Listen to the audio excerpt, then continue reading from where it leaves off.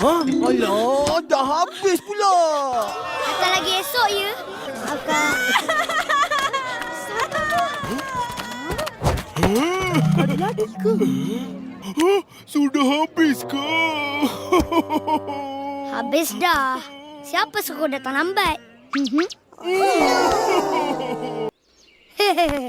Nasib baik aku ingat nak simpankan sebungkus. Mari makan sama-sama.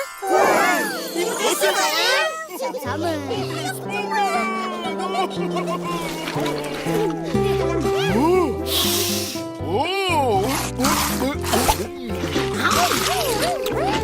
Kotak semua tak ada? Semua dah habis. Kau ni pun makan je lah. Yelah. Sedap betul lah yang goreng kau ni, Mak Im. Tapi itulah, patutnya kau viralkan. Biar terkenal seantero dunia. Nanti kita orang tak dapat makan. Ayam goreng Mail mendunia. Murah ni, murah. RM2, RM2. Mercun RM2. Mari beli. Wah, nak satu? Satu.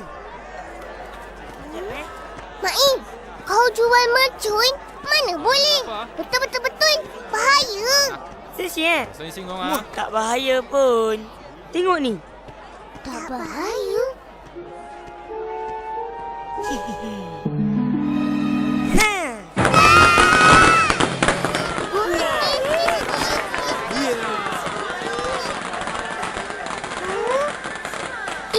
Tak ada apa-apa pun. Mercun ni pakai bateri. Canggih tak? Canggih. Untung jual mercun. Banyak oh. Ipin. Dah, ni balik. Kakak, nak beli ni? Banyak ong.